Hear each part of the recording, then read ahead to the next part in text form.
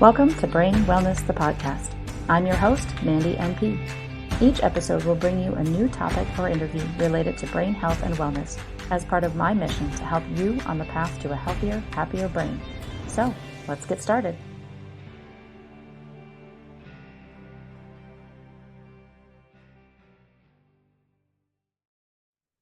Hello, everyone, and welcome back to another episode of Brain Wellness, the podcast. My guest today is Dan Rigby.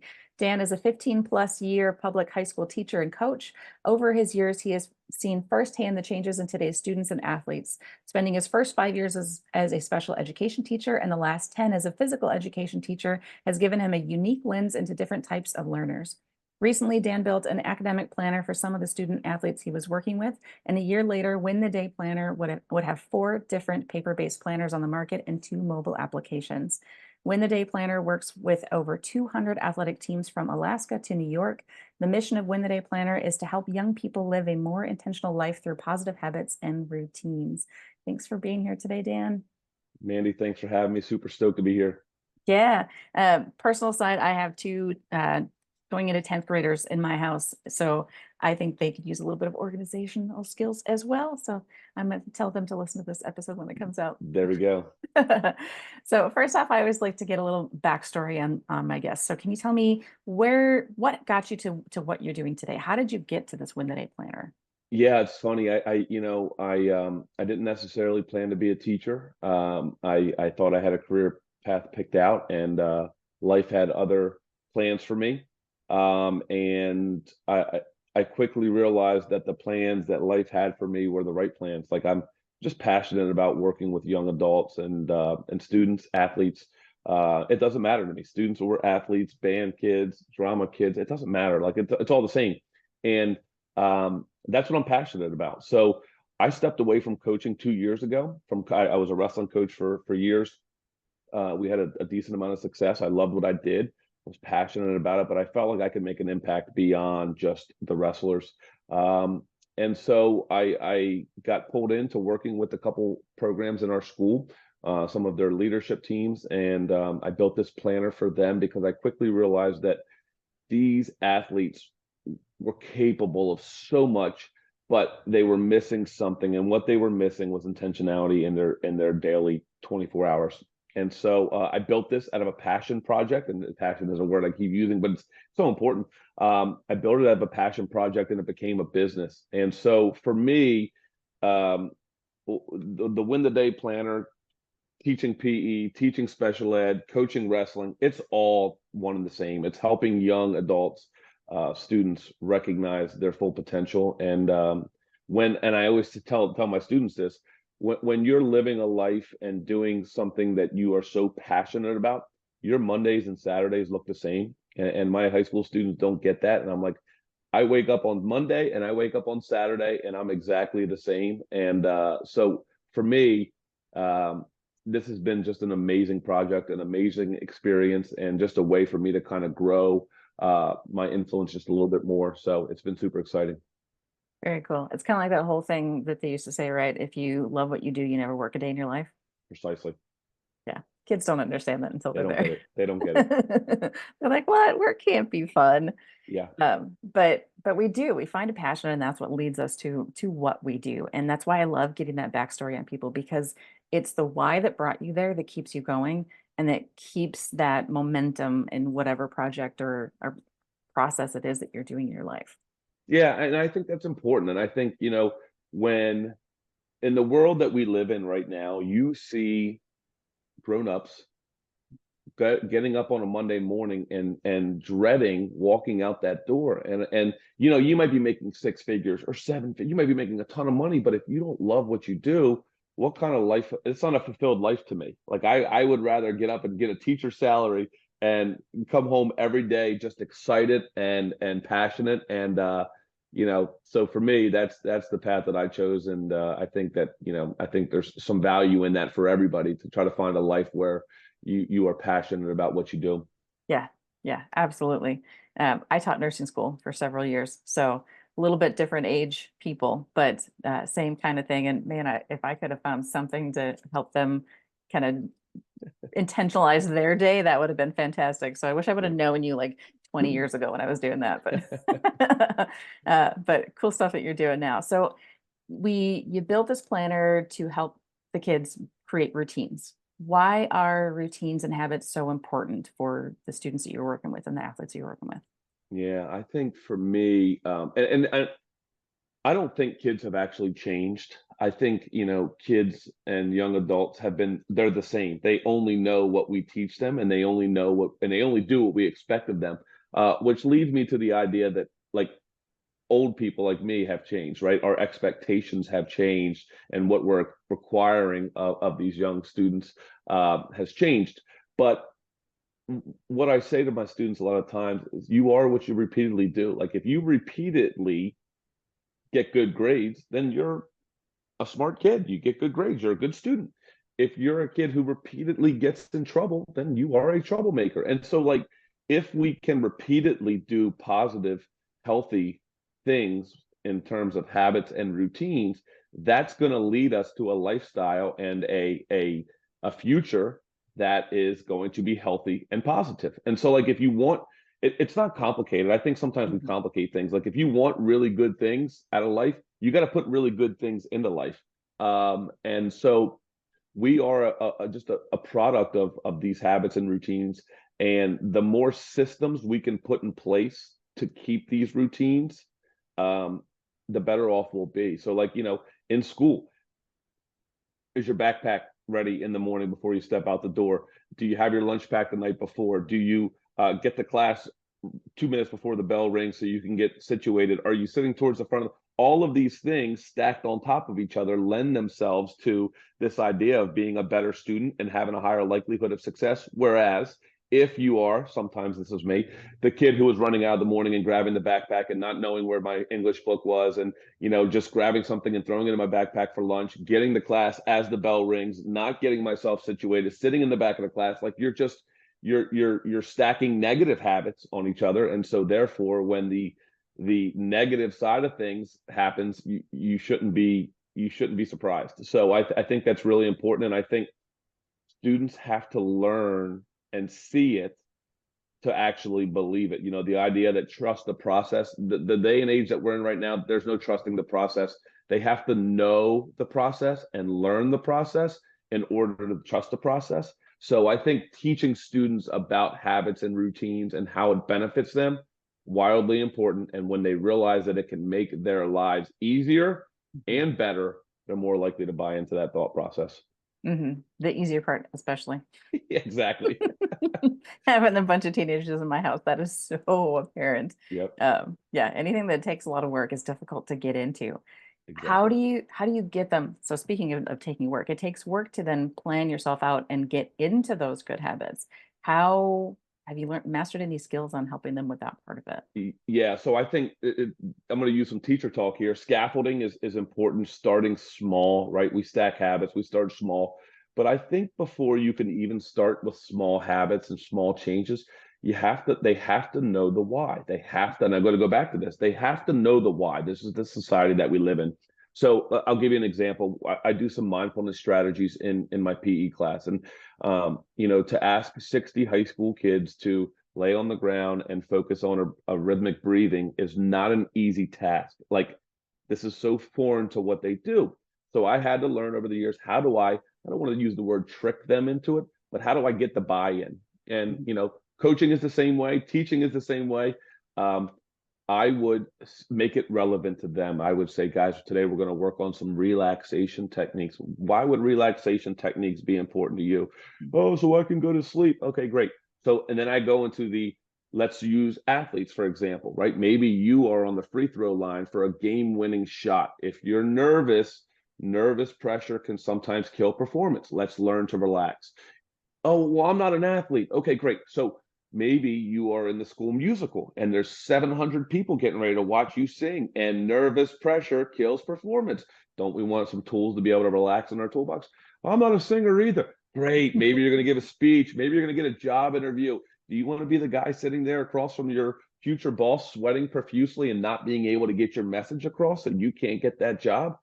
So I make it real to them. I Yeah. let them understand why it's important. And then secondly, I talk to them about current trends. Who's doing this stuff? Like when they know who else is doing it and it's not weird, then all of a sudden they're like, okay, I can get behind this. So I say, find me 5 famous people who practice mindfulness. Little do they know, I already know the Google search optimization. I know who's going to come up. It's LeBron James, it's Beyonce, it's Taylor Swift, it's Oprah, it's Tyler Perry. And they're all like, whoa, man, this is great. Like, I'll do this. And next thing you know, they're all laying on the gym floor, completely silent, chest up, chest down, rhythmic breathing. And I'm like, okay, so we got them to do this.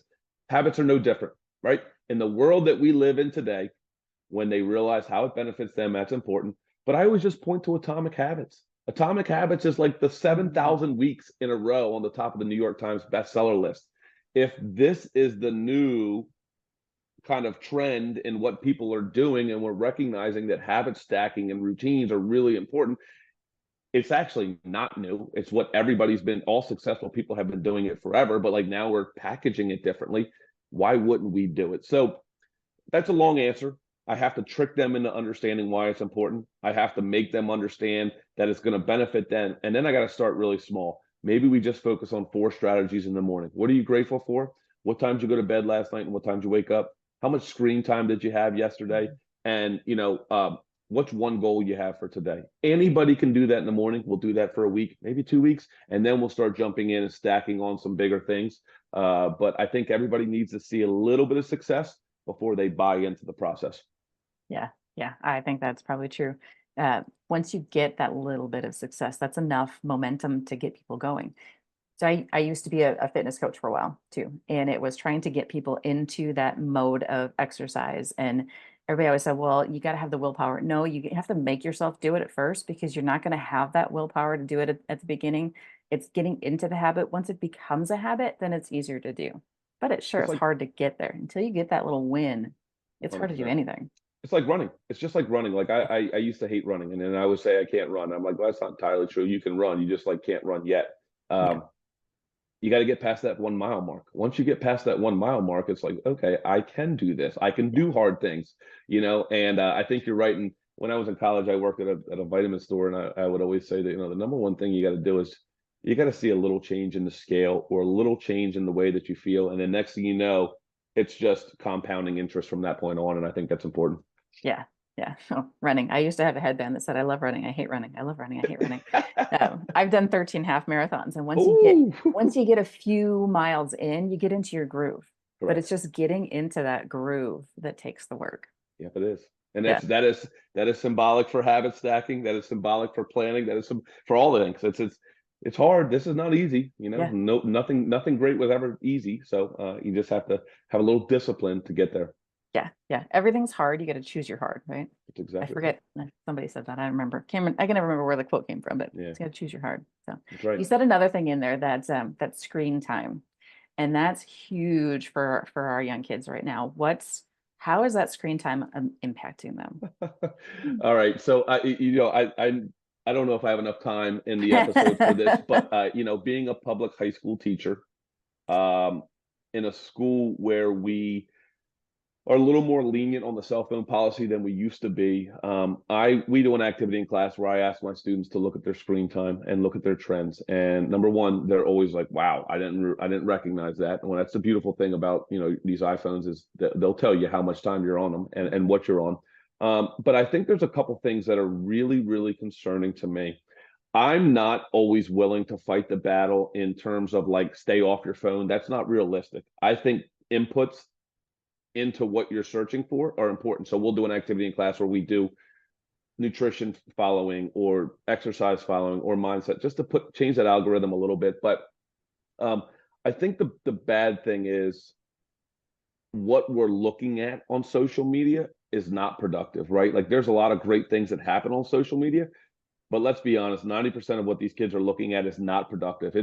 It's silly dance trends, it's fights, it's pranks and all that stuff's funny for a little bit, but like not 4 hours of it.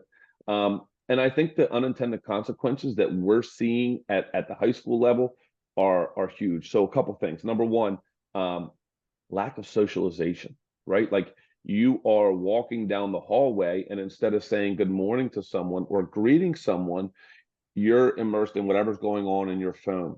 Maybe it's even worse than just your phone. Maybe it's with the AirPods in. So now I can't hear you say good morning to me, and nor do I look up and say good morning to you. So that ability to communicate with peers and teachers, it's huge. That's an executive skill. Like I've seen reels of people, and I'm being hypocritical, but like where CEOs are saying, if you walk down the hallway and you don't greet someone, you're going to be in trouble here.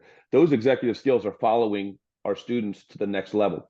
Number two, I think learning how to be present is such a tricky thing with students right now, because when they are alone with their thoughts, what do they turn to? They turn to their phones and they turn to their AirPods. The Wall Street Journal came out with a really great article not long ago about the busyness that these students are dealing with because they can't be silent and can't be present. They don't know how to, because their unoccupied time is being occupied now by phones. And I think that's really, really, really dangerous, because they can't be alone and internalize things in their lives. Yeah.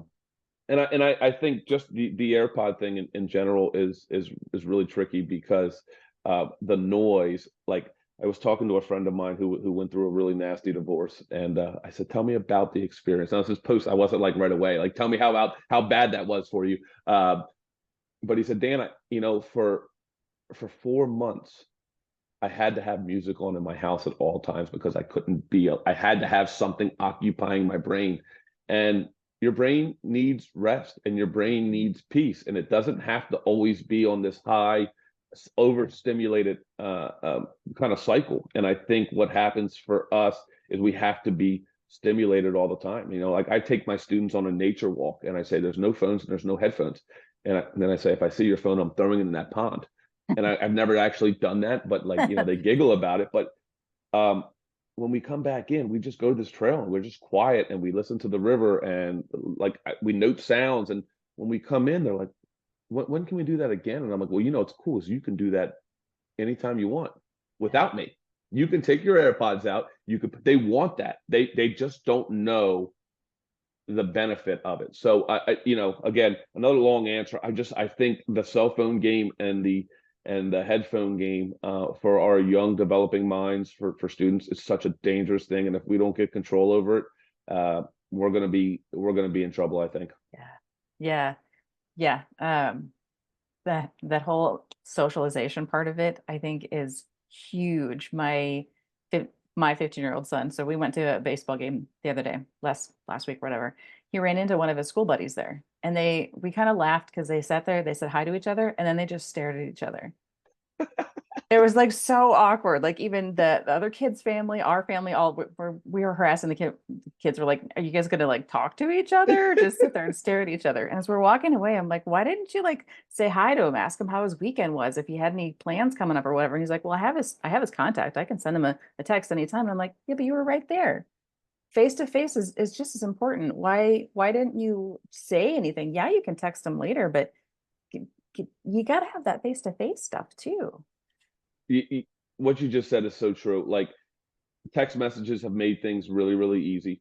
Yeah. Snapchats have made things really, really easy. I was at a professional development. They said, the society, the generation that we're dealing with is the most connected generation that we've ever had, but that they're all fake. Like, they're not real deep connections. They're texts, their follows, their dopamine, like who's liking my photos, who's looking at my reels, and then so what happens is, perfect example, when you see a friend face to face, like I'm just always, this is sad, but I'm always just like in awe of young people who don't look at their phones and can still do those things, because they're not the norm anymore. And it's like, why am I so like bewildered by this person who can do this, but this should be what we do. Yeah. uh but it's like, where did this creature come from? What society are you from? Because this is not the norm. So it is, it's but I think a lot of stuff, these are all trends, right? I think now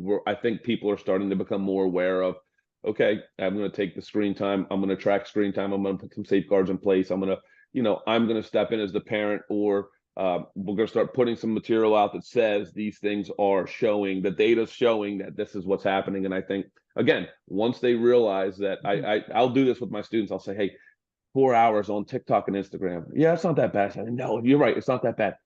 But just even if you cut it in half, imagine how much of a difference you can make in this world for 2 hours if you help somebody instead. Yeah. Oh, oh, okay, you should try it. Watch what happens. Watch what Yeah. happens for both of you. And they're like, yeah, you're right. Whether they do it or not, I don't know. But it's scary. Yeah, yeah. And then there's this whole piece of the parents need to be involved too, right? We should know what our kids are looking at on their phones. When we were sitting on the couch the other night, my again, the 15-year-old, he's watching some sort of reel and there was all sorts of swear words in there. And I'm like, buddy, what are you watching? Well, it's just a video. And I'm like, yeah, but if you watch that whole thing, the algorithm will keep putting more Yeah. things like that on your phone. Like, look for something else. Look for something that doesn't have that language. They don't get the algorithm thing, and I tell them this all the time, and I joke with my students. I said, the people at Facebook and Instagram, the meta world, they're snipers. They're sniping you from across the world, and they're literally just sniping your brains. You guys think that, if you think this Kendrick Lamar and Drake thing is real, um, all you're doing is getting more views, and all they're doing is selling more records, and you're buying into it. I think that's super important. One of the things that we did with our planner and our mobile app is exactly that. We have these different playlists in our mobile app where students can get on for mental wellness or leadership or diet, nutrition, and hydration, and sleep. And we've coaches like this. We've vetted all these videos. We've created the videos ourselves, and I've said that to them, like, yeah, you want a young athlete to go look at leadership stuff on YouTube, and that's great. However, you could be, and I personally love David Goggins, but I don't want my athletes listening to David Goggins dropping 42 F bombs in 3 sentences. Like, that's not what I want. So we've created these playlists to keep that from happening, because you don't know where the information is coming from, and they're not good at determining if this is a reliable source or a non-reliable source. This person might have 2 million YouTube followers, but they could be telling you the worst information about how to lead a team, or the worst information about sleep. Yeah, Cristiano Ronaldo sleeps 1 hour and then wakes for 2 hours and then back to sleep for an hour. And I'm like, no, we're not doing that.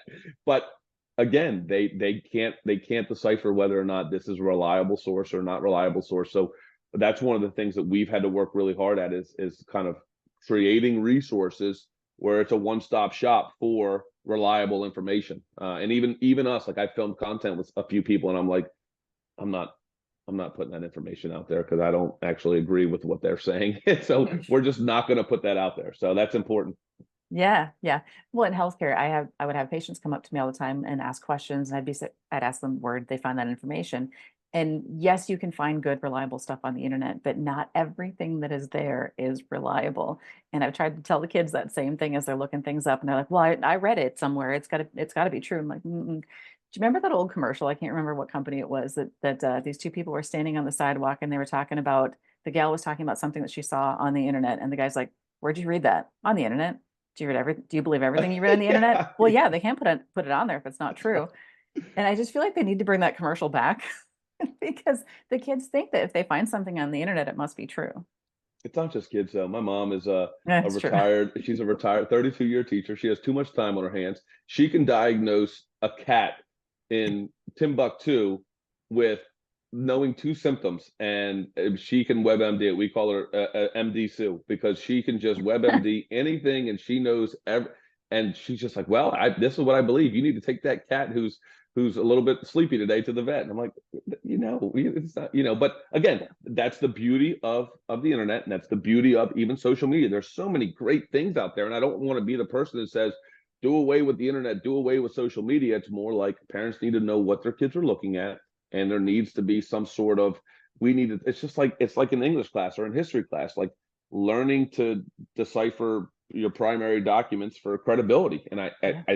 if we could do that in the personal lives, I think we would be in a better spot. Yeah. Yeah. Um, Kind of interesting side note on the radio this morning, they were talking about how the Surgeon General is thinking about putting out a warning on social media like they do on tobacco products Isn't that it it, could be harmful. isn't that, that's like that is so indicative of, if you can hear that and not believe that, like, this is harmful. I mean, even the Apple CEO has come out on 60 Minutes recently and said, like, of course we want your kids and your people to use the phones, but like in moderation. This needs to be in moderation. Like, and he's like he is jeopardizing billions of dollars of revenue, and he's even saying like, yeah, we got to tone it back, people. Like, this is enough, and that's like, I don't I don't know how I don't Yeah. know when we take note. But you know what's funny? I can sit here all day long and talk to you about this. I'm guilty too.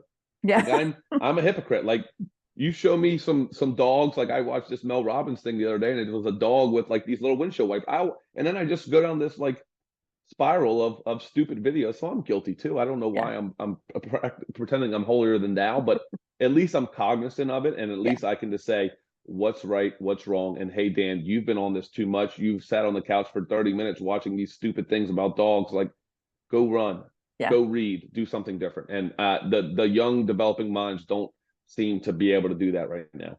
Yeah. Yeah. We'll tell our kids that they all need to get off electronics, and then they look at us. Well, you guys are still on yours. Like, you're very true. I'm gonna put mine down also. That's right. Yep. That's right. So yeah, they call us out.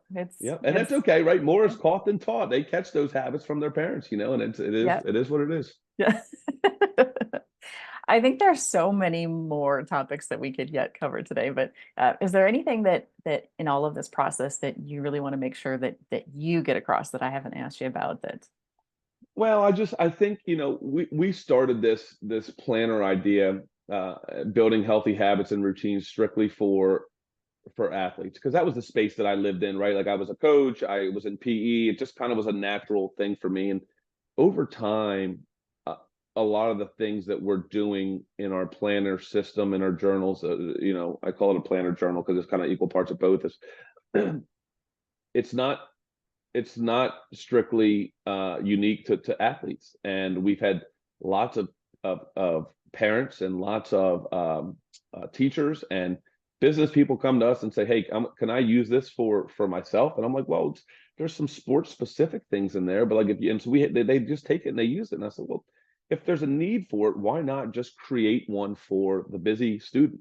Yeah. And it was cool because this past spring I got asked to be in our school musical, and it's like, the gym teacher slash wrestling coach, who's like normally the really tough guy in the school, is like now being the fiddler and Fiddler on the Roof, and playing this fiddle. And but I was really excited to do it because number one, I love theater, and I love to see my students in different areas. But number two, it was really a case study for me to see, like, it, could these students benefit from something like this? Like, when I was in school, everybody had like school issued planners, like agenda books, Yeah. where you wrote down things on a regular basis. You didn't forget. I Yeah. understand that we have phones and stuff now, but um, some of the things in our planners, we talk about like breathing techniques and relaxation techniques, and morning gratitude and one win for the day. And I was watching these stage crew and actors and actresses and singers, and I'm like, and they were saying things like, "I'm so anxious, I'm so anxious, I'm so nervous,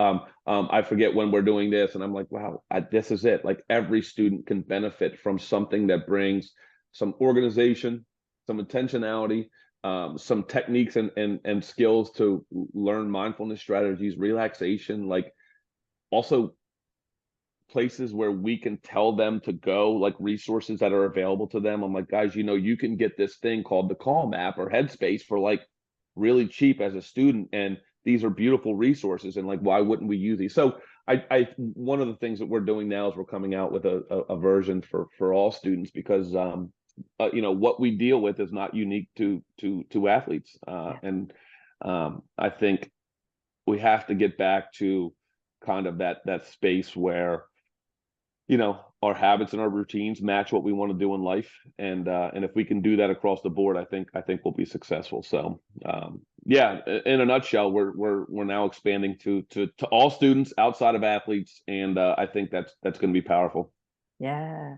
Very cool. Is there one thing I was thinking too? Is there like a difference or a benefit between the app versus the paper-based? Yeah, so the app, we're like a 60-40 split right now in terms of app and pay. Like, we thought it would be like a 90-10, but there's still a lot of people out there who like to write. And Yeah. so and I think that's wonderful. And so I think whatever's best for those people. The app is a year-long subscription, so it gives you a longer time to build that habit, where the paper-based planners go from a 20-week to a 42-week. The app has direct access to the content library, and so you can pull up these videos from your app all the time. In terms of mobile app for teams, the accountability factor is a little bit greater because the coach can see planners and analytics. So we get analytic reports of like average sleep time, average social media time, average hydration, and average usage. So the coach can make kind of general statements for the program, like guys, we're in preseason right now and we're averaging 6 hours of sleep a night as a team. That should be an area of focus. One of the things that we're moving into with the app, and this is going to be really big for us, and I'm really excited about this. Right now it's just team-based, but we're going to actually include a family-based program. And so what that means is you buy it for your family and you are now the coach. So you have access to see your kids' planners and kind of make some determinations about, what they're doing, because that accountability is important, because again, they don't know what they don't know. And it's our job to teach them and guide them. I'll quick story. My nephew's was 13 when I built this last year. And 13-year-olds know everything. And then he's 6 foot, he's a huge kid, he's an athlete, and his dad doesn't know anything right now. And so my brother was really excited because this gave him a tool to kind of step back a little bit and give the kid some accountability, but also kind of have that steering wheel to make any changes or to kind of guide the conversations a little bit. So we're excited to be able to do that. I don't know if we'll have that done when the next phase of things comes out in July, but hopefully by the middle of July we'll have it ready for parents too. Very cool. I could see that being used in my house, since we have so many teens and preteen here. So very cool. Any other projects, anything else that you want to share? Those kind of the big No, things? I mean, we're excited to continue to add value to people. We do monthly webinars as soon as the school year starts. It'll be based around typically athletics or study habits, study routines, mindfulness strategies. But we're always looking to continue to add value. We're going to put up some cool resources on our website, winthedayplanner.com, where we'll put on like goal setting forms that we like to use, study habit forms that we like to use, just different things that athletes and students can access kind of as a one-stop shop that we kind of subscribe to, again, like a vetted process where it's like goal setting sheets. You could find 17,000 of those, but like, this is what we use, this is what we like. And we're just going to continue to keep building that and hopefully grow and hopefully change some lives. Awesome. Where can people find you if they want to get information on any of this stuff? Yeah, so winthedayplanner.com is our website. That's being completely revamped right now because of the new student version. Our app is actually being revamped as well to a more user-friendly experience and kind of a easier on the eye. So it'll be a swipe feature rather than a stacked feature. That'll be done in July. So winthedayplanner.com, and we're primarily on Instagram at winthedayplanner. We put a lot of content out there. It's a little slow right now, but because we're busy, but our website and then Instagram are the two easiest places to find us. Awesome. And I will include those in the show notes for anybody that's driving and listening to this, so you're not writing anything down. And any last words before we wrap up here today, Dan? No, I always like to leave all my students with this quote, and then they get so annoyed with me, but I always, and it's just so indicative of the idea of planning. And I think Nick Saban was the one that kind of made it popular, but how you do something is how you do everything. And how you choose to get up in the morning, how you choose to attack the day is going to be indicative of what your future looks like. So how you do something is how you do everything. And don't forget that. Great words. Thank you so much for being here today. Thanks, Manny. Thanks for tuning in to this episode of Brain Wellness, the podcast. If you enjoyed this episode, I encourage you to subscribe, like, and share this with others to help me continue on with my mission to help people live healthier, happier lives. Go to www.brainwellnesssolutions.com to see what I'm up to and get links to all the social medias there. See you next time.